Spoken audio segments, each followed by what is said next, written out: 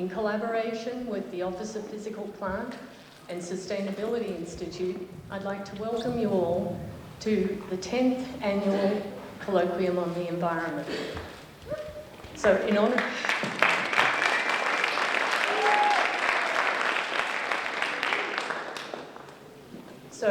honor of our decadal anniversary, we're really thrilled to have Lisa P. Jackson here from Apple Inc. Lisa's an accomplished scientist and and leader in sustainable management of natural resources. She earned her bachelor's degree in chemical engineering from Tulane University and her master's also in chemical engineering from Princeton. Lisa hails from New Orleans. She cites the Love Canal disaster in 1976 as motivating her career path. She was first an engineer in the US Environmental Protection Agency, and then she moved on to be Chief of Staff for New Jersey Governor John Corzine, and then on to the Department of Environment in New Jersey. In 2008, President Barack Obama named her as the administrator of the US Environmental Protection Agency. And administrator means boss.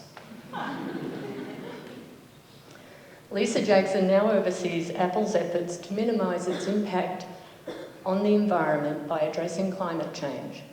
And they're doing that through renewable energy and energy efficiency, through using greener materials, and through looking at new ways to conserve precious resources. She'll be speaking to us today on her journey into the private sector as a public servant. Please help me welcome Ms. Lisa Jackson.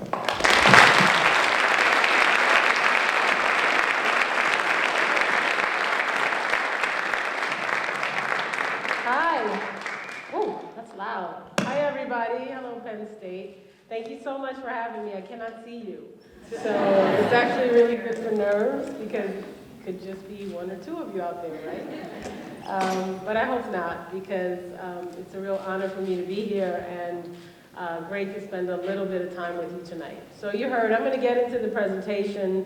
Let me just say, for someone in my profession, a huge fan of a lot of the work that's going on here. Dr. Michael Mann, a hero of mine. I've actually said that many times, and a hero for the planet. But, you know, I just think we should give a little bit broader accolades to Penn State, because it's not just one person. I had a great time today meeting folks from the sustainability program, also from the Institute for Energy and the Environment, who hosted me. And I was really impressed at some of the things I learned. The fact that, you know, you have 400 plus faculty who in some way are working on the issues of sustainability. That makes you relevant, and that is so good for the campus, but also for the training that the students here are receiving. The fact that, let's see, it was 88% of students either walk or bike or take the bus. I witnessed the bus traffic on my way over here to and from campus. Kudos on that. And I often say to students that a lot of the habits that you get into on campus are ones you should try to incorporate later on in life, because they are sustainable. You are, in effect, living and working in a place that allows you to have those kinds of commuting patterns. So congratulations on that. And congratulations on the 18% reduction in greenhouse gases since 2005. And equally important, the 15% reduction in water use since 2005. So way to go. Let's start with a little bit of fun. This is me. That's also my husband. He'd be mad if he knew you were up there right now. And that's my good friend, Dean Michelle DePass at the New School, who used to run the international programs at EPA when I was privileged enough to lead that agency. That's us in Climate Week. I just love being excited about the environment. I love the energy, and of course, for the Climate March in New York City, there was all of that, right? It was just really wonderful to be there at Climate Week, and it was really special for me because I had a chance to bring my boss, the CEO, Tim Cook, who went to New York City to speak about business's role in dealing with the problem, the threat that is climate change, and leading, in fact. And that was part of the message of Climate Week, which is that businesses had to step up, acknowledge this threat to the bottom line and also to the planet, to the place where we all live, and what we could do about it. And that's what I want to talk about here tonight, how, in effect, the private sector can be a public servant on issues as important as this. Not the only public servant, but certainly an important one. In order to do that, I have to ask you to indulge me to tell you a little bit about my journey, because I think it embodies a lot of that. So we're going to start that journey in, anybody know, New Orleans, Louisiana. I was raised in New Orleans. I was actually born in Philly. I was adopted there when I was very young, and so for me, New Orleans is my hometown. I like to talk a lot about New Orleans. We love celebrations, we love parties, so Climate Week, Earth Day, all these things mean something to me because I know how much a celebration can be a focal point for action and passion and memory around something that's really important. My dad was a mailman. My mom was, we would now say administrative assistant, but she will say secretary if you ask her. And when I was in high school, I was really, really good at math and science. And so, like so many kids who are, my parents wanted me to become a doctor. This is Tulane University. You heard that that's my alma mater. And I ended up going to Tulane. But I didn't end up being pre-med when it turned out at the end of the day. And it was actually a really interesting story. I like to tell it. In the foreshadowing of my future life, it turned out to be this really cool gadget that, that got me to change my mind and not be a doctor. And I want you guys to be as excited about this as I was. I mean, think about these electronic devices that we all love. And here I was, way back in a long time ago. Here's the one that got me in trouble. Yes, that's right, folks. It is a Texas Instrument programmable calculator. It's not even a very sophisticated one, but you know, I always say to folks, it's the iPad Air of its day. You know, look at the features. You can do sine and cosine. I mean, come on, that's pretty impressive. And the reason it was responsible for my change in life is that at the time, there was something called the National Consortium for Minorities in the Environment. Minorities were woefully underrepresented in engineering, for minorities in engineering. And they promised that if you came to Tulane for 4 weeks in the summer, you would get that calculator. And I just thought, wow, I mean, that's the definition of a geek. I do realize it, and I did do it.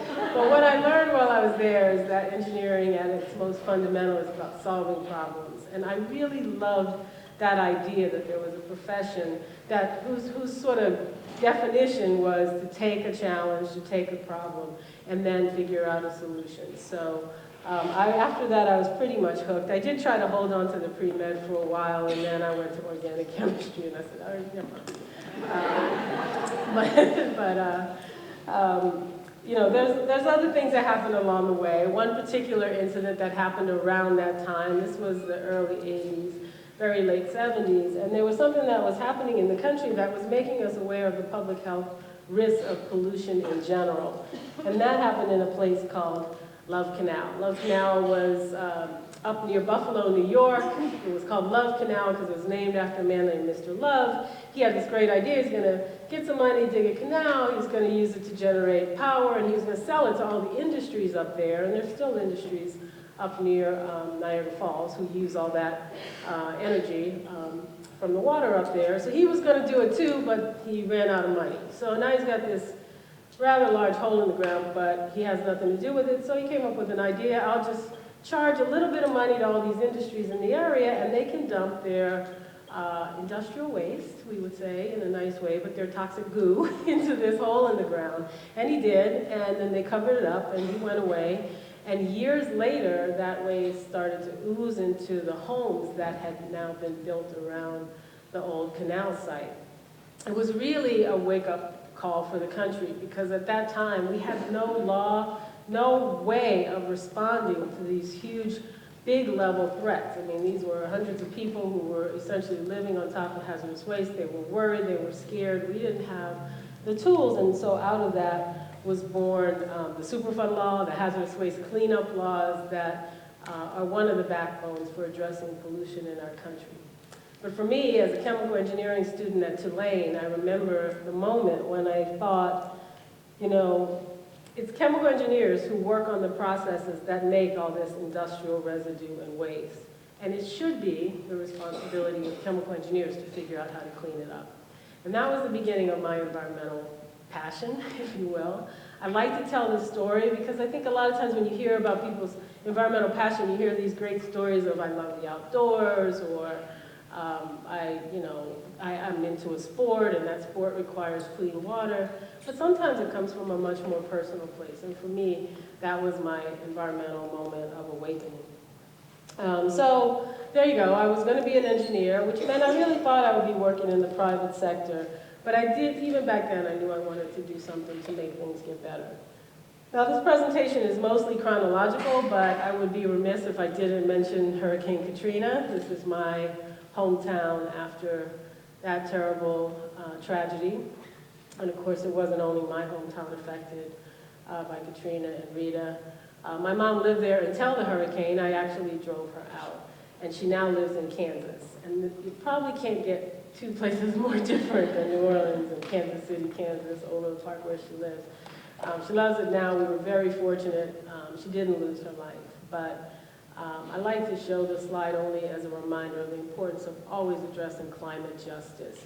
If we're going to see more and more of these kinds of incidents, more flooding, more drought, more wildfires, more you name it, I almost feel like New Orleans was, lucky would be the wrong word, so many people perished, but they were at the front end of a country that still has the capacity to respond as a nation.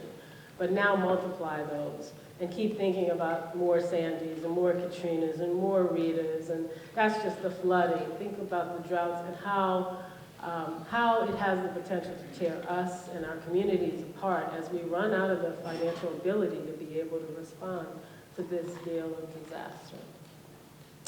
All right, so back to my journey. So here I am in New Orleans, and as it turned out, my next stop was Washington, D.C. I ended up moving to Washington, D.C. It was my first job working at the Environmental Protection Agency. This is the EPA building, pretty nice, huh, in Washington. I started at EPA in 1987 when I came out of school. I started there because I believed that working at EPA was the best place in the world to learn how to deal with environmental problems and issues. And I still think it's a wonderful place. It's joined by lots of public sector opportunities at the state and local level. It's not the only place anymore, and certainly other countries have stepped up. In 2000, I became head of enforcement for EPA, and I decided then that what I liked about enforcement were the times when enforcement wasn't just about catching somebody and issuing a fine, but where the company, and big companies do this all the time, came together with EPA and said, okay, how can we come up with something that actually leaves the situation better? So yes, we didn't do what we were supposed to do, but how do we make it better? That kind of creative win-win solution is actually a lot of what motivates me even today. All right, so a lot of times we find ourselves asking this question, especially if you're on the regulatory side, like at EPA. All right, what's required? What are we requiring of you, we being regulators when I was there, and what are you required to do?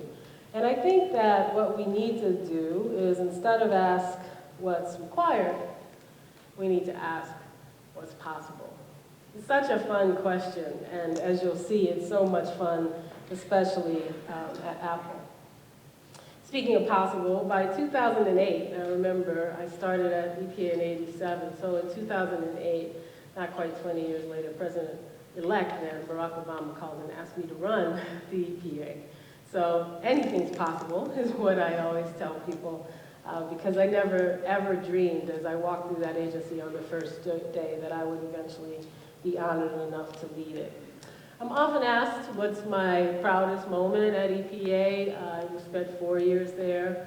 It's definitely the endangerment finding, the finding that we made at the end of 2009 that greenhouse gases and their emission were endangering public health and welfare. It's a scientific finding. It was based on scientific data, but like most of the Clean Air Act findings and much of our extraordinary canon of environmental laws, that scientific finding propelled action. So much of the action that's happened on climate change in our country, whether it be cleaner cars that go further on a tank of gasoline, or I just rode over here in the eco car with students, the kind of innovation that comes from trying to imagine cars that need little or no gasoline at all, that kind of innovation, whether it's the current discussion over the climate rules that have been proposed by the EPA in the last year, all of that comes out of that scientific finding on endangerment. So it's one of my favorite. It definitely was a really important moment to be there when the country finally acknowledged that greenhouse gases are a threat to our welfare and to public health. But there are also a lot of business lessons at EPA, even though I was in the public sector. And I think one of my favorite ones to think about is not just what's possible, asking ourselves that question, but that interplay between what's possible, technological innovation, and then what happens next, which is that what's possible keeps changing. And I think that's the most fun of what we do. So whether that's car rules that require cars to go further on a tank of gas that then enable innovation, which means that you can foresee a day when you can even require cars to go further, that kind of interplay, whether it was an enforcement case that resulted in something a community might need, like investments in clean water, that was possible because we kept asking ourselves to change the realm of possibilities, and I like that a lot. My last day at EPA was Valentine's Day, 2013, February 14th, and that beautiful building you saw was actually, my office was right in the middle of that building on the other side. You can't see it from that picture, but remember my dad was a mailman, and February 14, 2013 was my last day of public service, and I always say that I think I got my calling for public service from my dad. I remember he was a mailman, and he would ring the bell at somebody's door, and the role he played in the community back when mail was the way you got all the important information. And that building you saw was actually the headquarters of the Postmaster General of the United States. And so February 14th, my last day, like every day, I walked across the great seal of the Postmaster General, and every time I did it, including that day, I thought about my father, and I thought about legacy, and I thought about the value of public service and all the public servants who sort of told to get work done on behalf of this country. And so it was an incredible honor, but it wasn't ending. And of course, when you have endings, you got to move on to the next thing. So there I am in DC, but now it's time to move on to Cupertino, California. And about 4 months later, I joined Apple. That's our building at 1 Infinite Loop in Cupertino, California. And as I mentioned, I report to our CEO, Tim Cook. That was really fun. You know, I immediately went from being a regulator to a regulated entity. At EPA, I went from managing about 17,000 people to about 17 at Apple. We run really lean. It's actually, the team's grown a little bit since then. And I like to tell people, thank heavens, I finally got an iMac on my desk. I'm ready to see it. And of course, the biggest change of all was I went from being an environmental leader in this country to, being an environmental leader in this country. And I wouldn't have done it if I didn't think I could. I mean, Tim would never have asked me to, I don't think, knowing him a little bit better now, but I certainly wouldn't have wanted to change my stripes. So then if I'm not going to change my stripes, why Apple? I heard some things at Apple that I firmly believe. I firmly believe that you do not have to choose between a strong and healthy environment and a strong and healthy and thriving economy. I heard at Apple the same thing that I knew to be true at EPA, which is the power of scale. At EPA, we made regulations that could affect the entire country and potentially lead the world. But at Apple, one changed because of the scale, because of who we are, because of where we work, because of where we manufacture. all those things scale based on some simple decisions, and I'll show you a couple today. And then I really love the fact that it is a company that's all about going beyond what's required. At Apple, it's all about testing boundaries, asking what's possible, and of course, our first love is innovation. And I can say that that is extremely true. It's pretty organic at Apple. People at Apple work where they are. You know, they're in the groups where they can have the most advantage. So our energy team works in the facilities group, working on clean energy for the company. Or our environmental technology team working on greener materials is deeply embedded in product design, where they can have the most impact in the company. I really like that. So what is my job? My job is to help make sure that all those pieces of the company come together to form something that's bigger than those individual parts. And that's really easy to do because, of course, we're always, all of us, fighting this idea of silos. And at Apple, collaboration happens across silos, but still in a company, it can be hard to remember that there are other people out there who, if you can find them, their work and yours actually magnifies into something really, really special. So my boss, Tim, often says that it's important to leave the world better than we found it. You've seen that. You see that in our product designs. You see the obsession we have with making everything as simple as possible, as beautiful as possible, as easy to use as possible. But the idea of better drives us in lots of different ways. I do want to show you a little bit of how that looks at Apple. Powerful word and a powerful ideal. It makes us look at the world and want more than anything to change it for the better, to innovate, improve, to reinvent, to make it better. It's in our DNA. And better can't be better if it doesn't consider everything, our products, our values, and an even stronger commitment to the environment for the future, to use greener materials, less packaging, to do everything we can to keep our products out of landfills, changes that will benefit people as well as the planet. To us, better is a force of nature. It drives us to build things we never imagined. New data centers powered by the sun and wind. A new manufacturing facility that runs on 100% clean energy.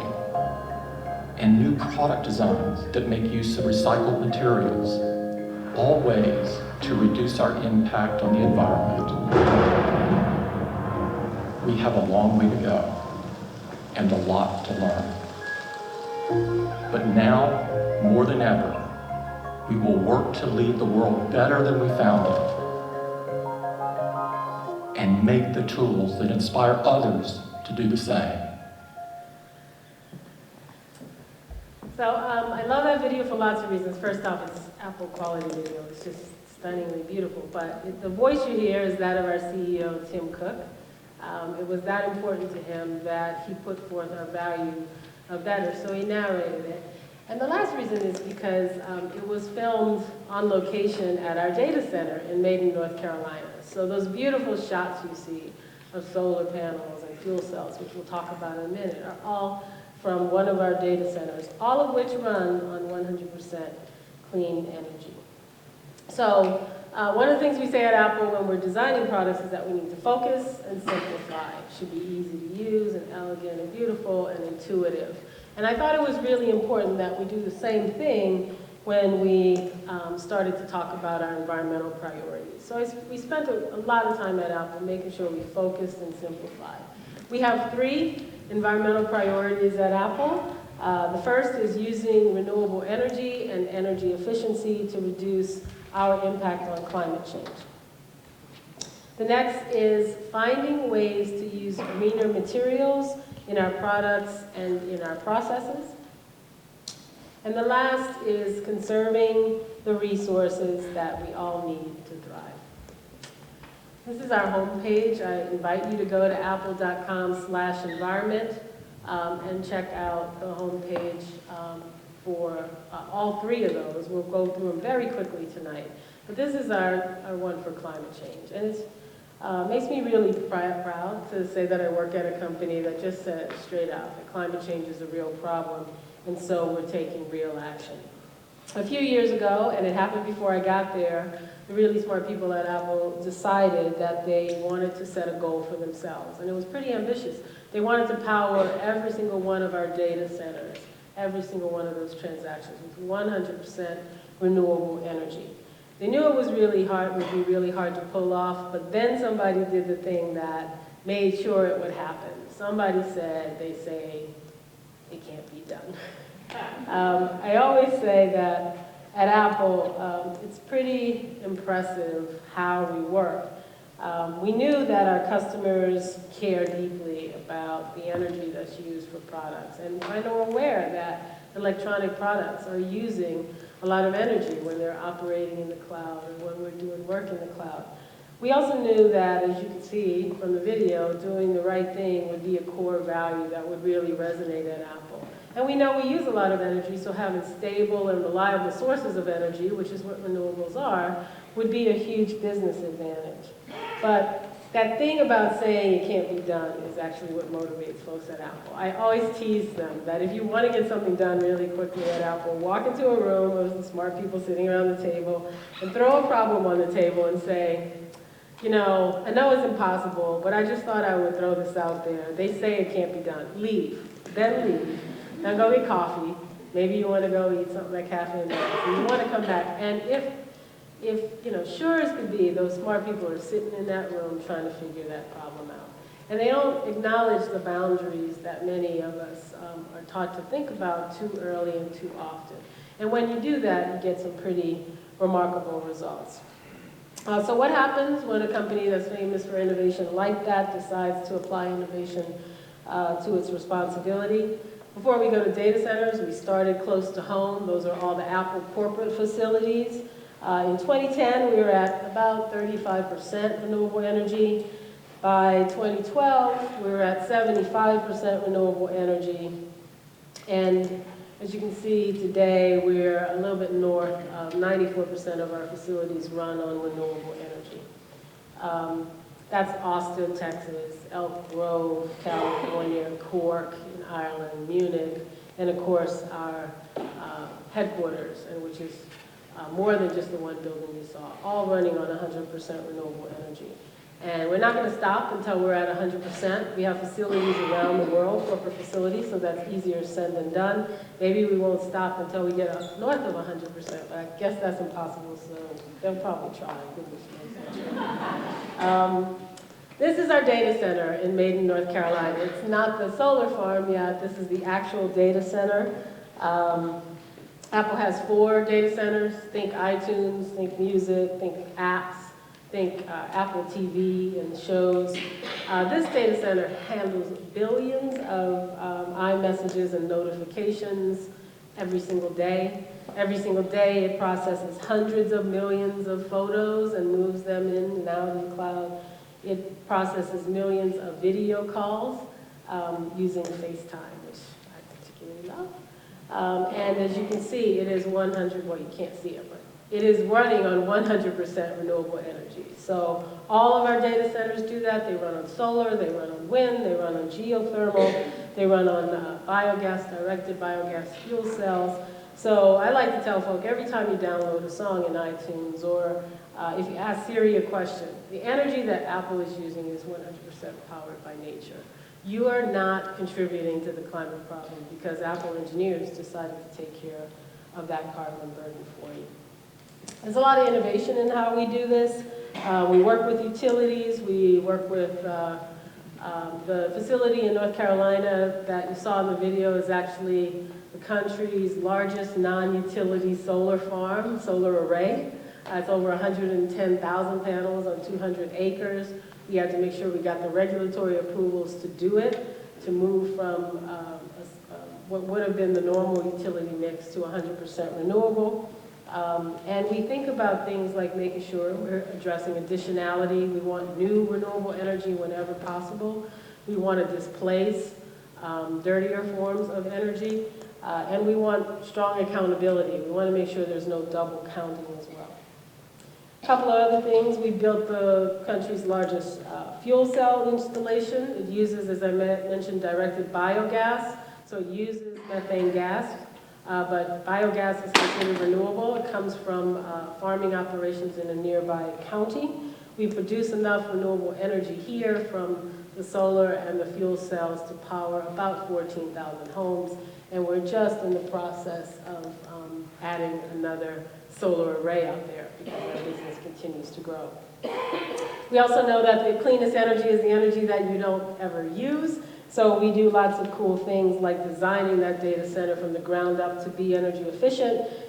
It's got LEED Platinum certification from the U.S. Green Business Council. You saw the white roof in the picture. That's to reflect the sun's rays. Remember, it's in Baden, North Carolina. It can get pretty warm there. But about 75% of the time, there is no mechanical cooling, no air conditioning. The cooling of that data center is by air that passes through. And when we need to cool that air, we pass it over chilled water. These are chillers and also water tanks. We chill the water and then save it for use during the hottest part of the day. We chill it when usage is down so that then we have chilled water ready to go during the hottest part of the day. There's lots of innovation in our data centers. In Reno, Nevada, we use local geothermal energy, but we're in the process of building what is called a C7 solar array. It's these big mirrors that concentrate the sun's rays onto a little solar panel right in front of it. It looks like an array, but the solar panels are curved in this case. That'll be up and operational soon. And everywhere we work, including Nevada, including Maiden, we wanted to make sure that our work there didn't have an impact on the ratepayers, on the customers there. It's our energy. It's additional, it's new energy on the grid, but we wanted to make sure it wasn't impacting them. We have micro hydropower coming online in Oregon, and right now we're powering our Oregon data center with direct purchase wind energy. So what's next? This is our Apple retail facility on Fifth Avenue. Retail is tricky. We want to get to 100% of our stores being powered with renewable energy. But we're already there, about halfway there in the United States. More than 140 of our stores in the United States are now running on renewables. As you can imagine, it gets tricky. If you don't own the meter, if you're in a place where you're renting or leasing space, you have to work back through those relationships to get to additional power whenever you can, real power, accountable, clean power, and that's what we're doing. Some of our flagship stores, Soho's running on clean energy. I know Chicago's North Michigan Avenue store's running on clean energy. This is the Promenade in Santa Monica, I think. This is our store in Palo Alto. So we're doing wholesale power purchases. Sometimes we're participating in utility green energy programs. Watch this space. We really want to get to 100%. We want to do it worldwide, and of course that's going to be a little bit trickier. You might be carboned out, but I'm going to give you one more set of carbon stats. The other thing we do is we're pretty big on numbers at Apple, and the more we dig in, the more opportunities we find. This is our carbon footprint for last year, 33.8 million metric tons of greenhouse gas emissions. You can get a sense of some of the improvements we've made, which have made parts of that go down, but you also get a sense of where we have to go next, which is manufacturing in our supply chain, largely at facilities that are not Apple-owned, but are part of our large supplier network. One other thing I'd like to point out is you see that we have 7.5 million metric tons that come from product usage. When you use our product, we are taking responsibility for the carbon that you're emitting when you're charging your products. Why do we do that? Because that drives really deep thinking about energy efficiency, first and foremost, and then about energy grids and power generation. If we don't take responsibility for it, if we say, well, that's your problem, then we will not be spending as much time as we should in driving towards energy efficiency. I'll just give you a really quick example of how that can play out. This is the enclosure for iPad Air? No, MacBook Air. And it's made out of aluminum. just this past year, we reported on that same website, apple.com/environment, that we have been using industry standard methods to estimate the carbon emissions from the aluminum, all the way from mining, all the way to the enclosure, all the way through use, all the way through recycling. But we learned that those are woefully inadequate for our purposes. So we actually recalculated our aluminum footprint for aluminum, our carbon footprint for aluminum this year. Why? We didn't like having to raise that number. It went up, they went up, even though our overall footprint went down. But because if we don't understand it, then we can't deeply innovate to change it. And that's what we're working on right now, coming up with opportunities for some greener aluminum. Let's see. Last one, efficiency in our products. Here's iMac. You can get a sense of why efficiency is important. Remember your product use, hundreds of millions of products, all those users, so every little bit of energy that we save really adds up. Remember that idea of scale. Since 2008, we've reduced the energy usage of our products on average by 57%. And you can get a sense in the slide how that happens. In 1998, when it was asleep, the iMac used 35 watts. Today, when it's asleep, it's well below 0.9 watts. And in fact, when it's working on an average load, it's using something like 35 watts. So it uses as much energy today to work as it did back in 98 to go to sleep. All right, just, sorry about that. There we go. Just a couple of other things, although this is, usually I mainly talk about climate and energy, I just had to give our other two priorities. So remember, we had energy, clean energy and energy efficiency, but we also said we want to use greener materials. We want to work to eliminate harmful toxins in our products. If you know me, I'm a ChemE. When I was at EPA, toxics were one of our priorities when I was administrator there. And it's because I believe it's really important for us to continually look at the impact chemicals are having on our bodies, on our development, on our children, and on our ecosystem in general. Apple's taken some really impressive actions in that space. This is the most beautiful picture of a power cord you will ever see. I think it's really pretty. But here's an example of how Apple innovates. So before I joined Apple, it was decided that we would remove halogens, specifically in this case, PVCs from power cords. Power cords are made from PVCs up until that point.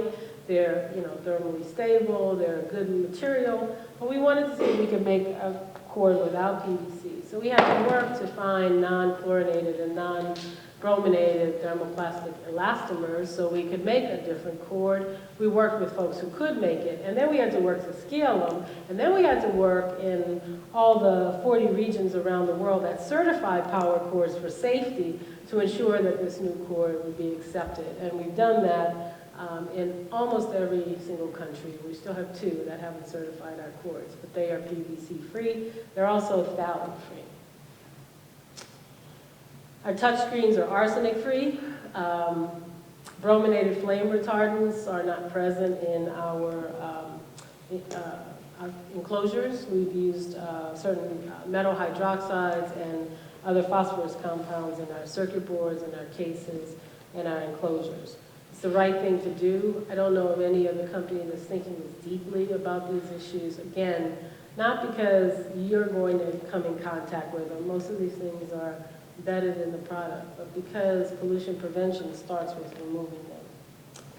This is our last priority of the 3, conserving the resources that we all share. You've heard things like the circular economy. I like resource productivity. We know we have to use resources to make hardware, but how do we make sure that we're not using them lightly? And how do we make sure that they last a long time and that they go on to their next use, as my friend Bill McDonough would say.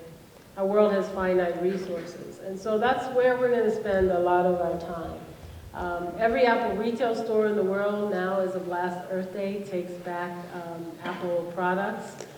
We've always done that. And then we do other really cool things like this. This is an Apple-sponsored recycling day. I think this one's in Australia. And as you can see, we'll take back any used electronic equipment. And the vast majority of what we get back is not Apple product. Our products are still out there in the market in a lot of cases. But we've collected more than 420 million pounds of equipment and kept those out of landfill since 1994 when we started. We process in region wherever we can so that we're not shipping stuff all over for processing. We audit to make sure the material's not ending up in landfills. And we now have trade-in programs for iPhone and I think now recently, iPad. All right. So what happens next? I'm about 18 months in, and I'm pretty excited. I mean, I know and I hope that what I do and end up getting done at this amazing company is as impactful as the work I did as head of the EPA, and I really believe it will. I'm looking forward. That's what better makes you do. It makes you constantly look at the next opportunity. As Kim says in the video, we're never done. We have a lot more to learn. We're really just beginning. But I do have a couple of things I just want to leave you with in this move from public sector to private sector. I really think that companies should step up and rebut the idea that pricing carbon will irreversibly harm our economy. I don't know that you have to do it just by speaking no. I think the way that you do it that's most impactful is just showing how it's done, showing what is possible, showing how it's done, and then talking about that along with a desire to see us move towards an economy that's really moving in a directed manner to address climate change. We're one of more than 750 companies that have signed the Ceres Climate Declaration. And that declaration recognizes that climate change is an economic challenge, but it's also a huge economic opportunity for innovative places and companies like we find here in the United States. Second thing, government is shrinking. There's no doubt about it. Public servants are being asked to do more in times of less and less resources. And so, again, they're rising to the challenge in many ways by asking themselves what's possible. Innovation is a huge competitive advantage. And when you do ask yourself what's possible, you find yourself using less material or cutting back on your water use or thinking deeply about how to produce products that use significantly less energy. And for us, that means also thinking about resource productivity as well. We're really happy to compete in all those spaces. I don't think that's a bad thing. I actually think it's great to get competition going. That's what free enterprise is all about. And so if business is going to have that role, it shouldn't approach these issues like a regulator would. It should approach it like a business would, and that means competition. We like competition. Here's an ad we ran on Earth Day. It's a little cheeky, that's what we are at Apple. People tend to copy us. But we also want to challenge folks to ask themselves what's possible. What's your equivalent that proving that a data center can run on 100% clean energy?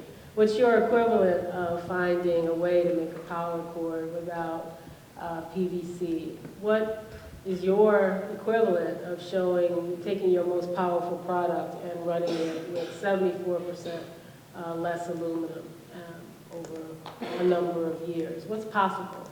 And let's get going with a little bit of competition on that.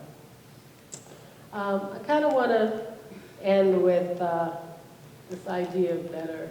You know, I'll tell two stories. Stories are always great. My son is a sophomore at another institution. He's at the University of Michigan.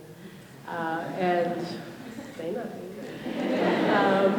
But it's another great institution. And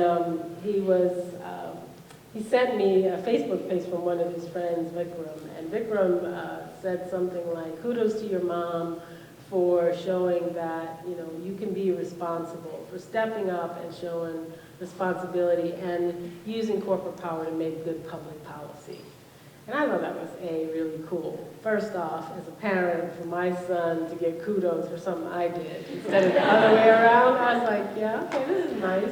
Bring Vikram in. I like to meet this kid. It's a wise move on his part. But The other thing was just, it's about that idea that in Vikram's mind, he didn't see a difference between public policy and what a corporation is. He didn't see public or private. He saw the merging of those two ideas. And I think that's really important when we challenge ourselves to think about better. I think we have a responsibility. I think we have a responsibility to better communicate those things that we do. I think we have a responsibility to address our footprint when it comes to climate change and other forms of pollution. I think we have a responsibility to think of ways to clean up the messes that we've left. In my day it was Love Canal, but now the mess is climate change, and it's no less a mess, and certainly a huge problem. And we have a responsibility, as we're business, to get a return for our shareholders, and that's fair as well.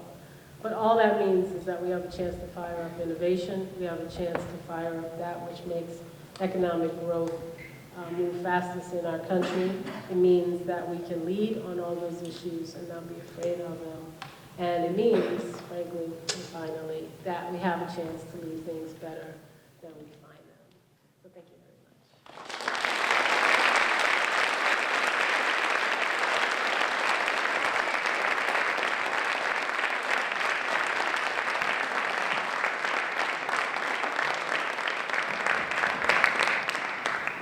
I want to echo Lisa's thanks for having you come out. We have a little time here to ask some questions of Lisa. There is a mic on either side of the stage. We would ask that if you have a question, you walk up to the mic, speak into it, and when you're finished, step aside and try to confine your questions to one, because we have a limited amount of time. Hi, this is Apple, PhD student at Penn State. Thank you very much for the presentation. I'm actually studying energy and mineral engineering at Penn State, so my question is going to be energy related. So I guess my question is, what is your strategy to address climate, basically global warming at your manufacturing facilities, which many of them are overseas? Yeah, absolutely.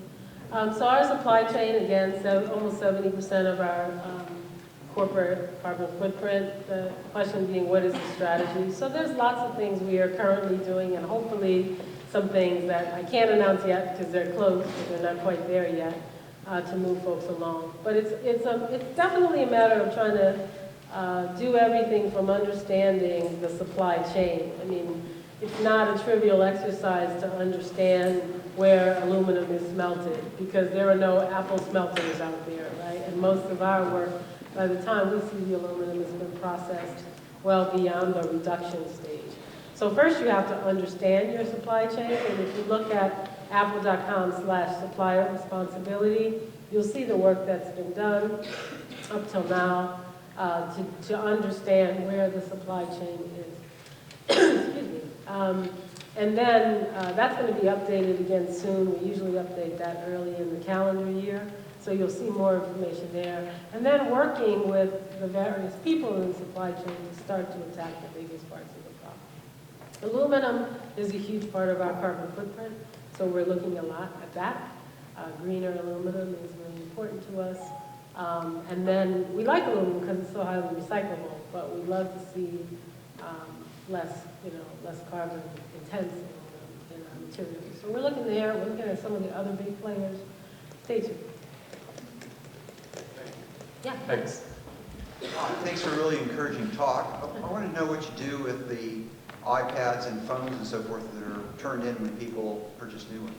Yeah, absolutely. So Apple runs its recycling program to be incredibly responsible. So first off, a lot of times our equipment has residual value. So that's why we started offering a trade-in program for iPhone, trade-in program for iPad. There's a significant third-party market of people who will also run their own programs. We like them to come back to us, though, because we know what happens to them in that process. When they reach the end of their life, let's say they're beyond repair for some reason, then they go to Apple certified recyclers. And what we do there is we audit those recyclers, we audit them for how they work, where they ship material to, and then what the final outcome of that is. We're trying to keep the product out of landfill. The state of electronic recycling right now leaves something to be desired. We're working really hard on that. Essentially, you get aluminum, which is highly recyclable, you get glass, and you get a lot of other material, which is primarily plastic. We'd like to address that, differentiate that material, and we're doing a lot of research in that. Thank you.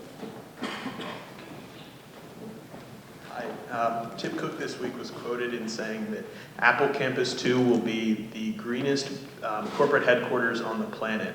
And I was just curious in some of the ways you guys are, what initiatives you guys are taking to do that, if any you can share. I wish I had a picture. Thank you for reminding me that I should probably now, thanks to my boss, put a picture of our new headquarters. So we're in Cupertino. We're in the process of construction on another corporate headquarters, about a mile, probably not as much, but as the crow flies from where we are. So that building is going to be really the most energy efficient building of its kind by far. It is a corporate office, but it's also R&D facility. So it's not your classic sort of just corporate campus. You have to think about labs, you have to think about labs that are testing. So there's lots of energy efficiency going on. It's going to be 100% renewable. It's considered a California Environmental Leadership Project. It's the climate in Cupertino is a little more moderate than here. So we're estimating that the engineers have designed this brand new louver system that is designed to bring fresh air into the building, which we think will have lots of benefits for folks, and they'll love it. But that means 70% of the time we're saying that we're not going to have to condition that air. That's going to be a huge benefit. One of my favorite things to talk about with the building, though, is the land use and the land cover. We're building on the site of an old HP facility, and it was about 80% impervious surface. So that's coming up, and we're almost flipping that on its head. The new campus will be about 80% pervious surface. We're planting about 7,000 trees, and it's actually going to be quite an environment, an ecosystem for our new employees. So there's tons of other things. I should be thinking about all of them, but those are some of my favorites. Thank you. Really cool place to work. Thank you so much. I really enjoyed your talk, and you have such an inspiring life story. I have kind of two-part question. One is, Apple's obviously an amazing organization. For all the younger than me people in this auditorium, what do you see as the career paths for making a difference, like you are at Apple and like people are at EPA, and what do you see as the kind of the careers that are up and coming that you did when Love Canal inspired you? What are they today? That's the first part. And what do you see as some of the other companies that are leading the charge along the lines as Apple? Yeah, sure. So, career paths are hard for me because Apple stands for lots of things.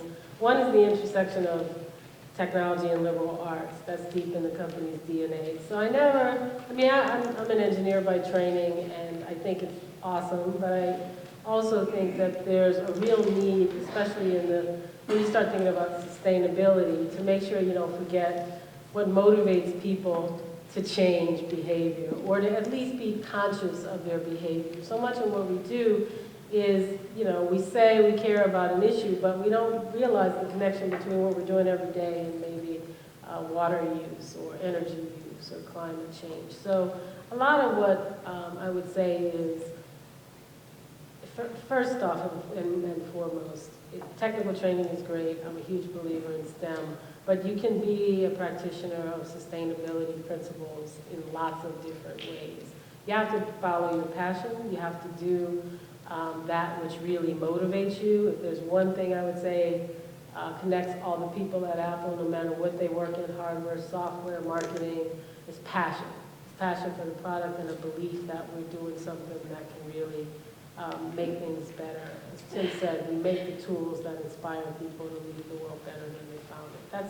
That's what really, really matters. Now, I want to flip that one other way, though, because I think sitting up here and talking about this amazing company, and I think Apple is an amazing company, so thank you. I don't want you to think that's the only way. You know, if you're lucky enough, as I was, to somehow go from one amazing place, EPA, to Apple. I said earlier today, and I really believe this, that one of the things that inspired me most when I was at EPA was how often change happens based on one person's desire to make a change.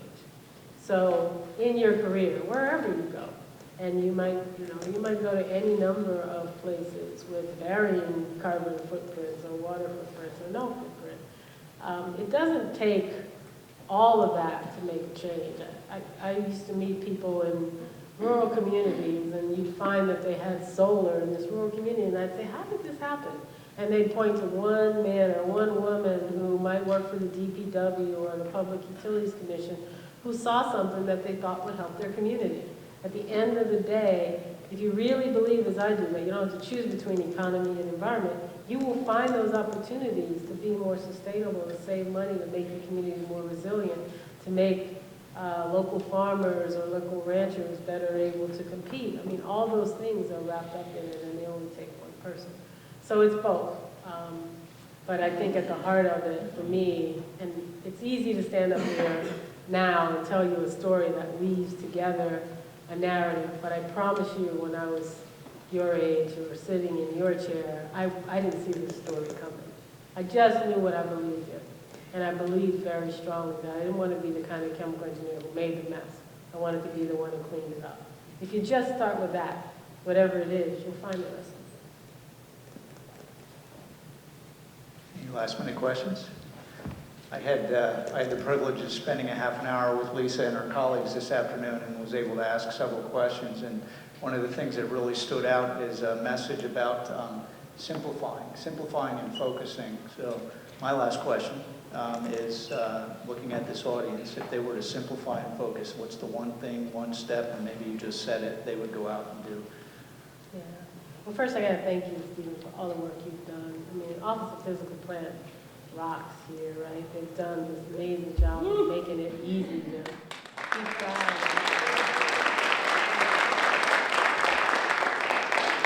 You got to support them, though. You got to make sure you're demanding him to be as green as he can be. That's part of the job.